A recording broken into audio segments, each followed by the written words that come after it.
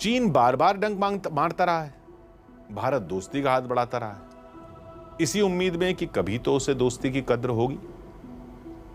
नेहरू ने संयुक्त राष्ट्र सुरक्षा परिषद की स्थायी सदस्यता दिलाने में खुली मदद करके भी देख लिया, बदले में चीन ने जंग का घाव ही दिया। उसके बाद भी राजीव गांधी सरकार ने चीन से दोबारा कूटनीतिक रिश्ते बनाने की पहल की। बाद की सरकारों ने उसे आगे बढ़ाना चाहा, लेकिन चीन नहीं सुधरा चीन, कभी डोकलाम तो अब गलवान में उसने अपनी औकात दिखा दी है। यही वजह है कि अब लोग चीन को नीति कथाओं के बजाय विदुर और चाणक्य नीति से सबक सिखाना चाहते हैं।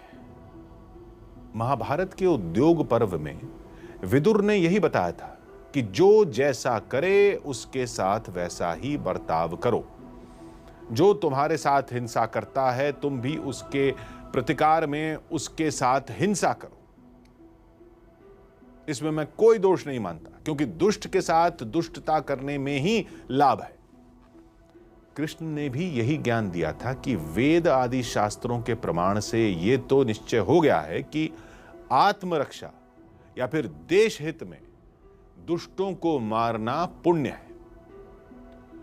भारत के सबसे पुराने वेद ऋग्वेद में भी लिखा है कि जो मायावी, छली, कपटी यानी धोखेबाज है, उसे छल, कपट या धोखे से मारना भी अधर्म नहीं है।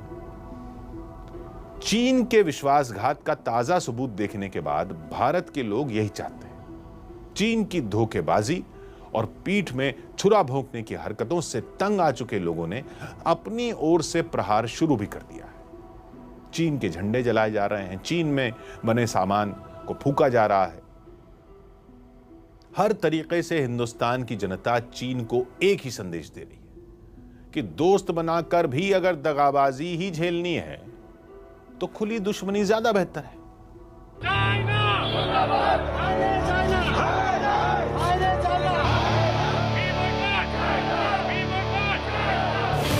गलवान की गद्दारी पर गुस्से में देश।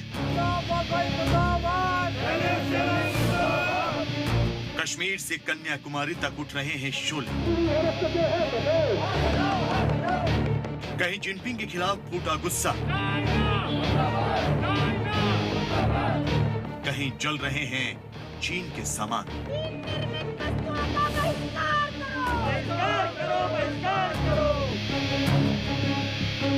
लद्दाख के गलवान में चीन की गद्दारी के खिलाफ देश भर में भड़का गुस्सा बढ़ता ही जा रहा है। देश के कोने कोने में लोग चीन के खिलाफ सड़क पर आ गए हैं। कहीं चीन के राष्ट्रपति शी जिनपिंग के पुतले जल रहे हैं, चीन मुर्दाबाद, मुर्दाबाद, मुर्दाबाद। कहीं जिनपिंग के खिलाफ नारेबाजी हो रही है। चीन पर भड़के आक्रोश के प्रतिशोध में जगह जगह चीन के सामान का बहिष्कार किया जा रहा है। आज हम ये सारा सामान तोड़ रहे हैं, जला रहे हैं, उसकी होली करेंगे जलाकर, ताकि लोगों को एक मैसेज जाए कि जैसे हम आम जनता भी कर रही हैं ऐसे सभी लोग करें इस चीज का, क्योंकि चीन के लोगों के पास विश्वास करने लायक लोग नहीं है। वो चाइना एक तरफ तो दोस्ती की बात करता है, एक तरफ हमारे 20 जवानों को शहीद कर देता है।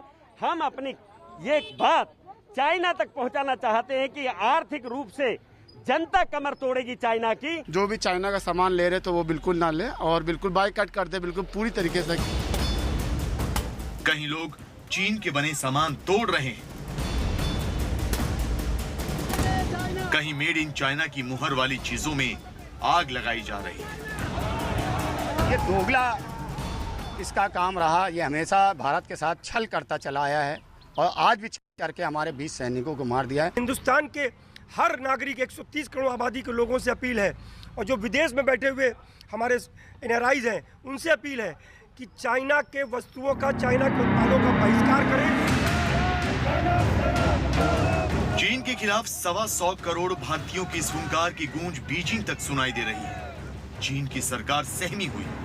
चीन का सरकारी अखबार ग्लोबल टाइम्स बॉयकॉट चाइना की मुहिम बंद करने की अपील कर रहा है। जाहिर ये अपील चीन सरकार की है, जो अखबार की रिपोर्ट के जरिए रखी गई है।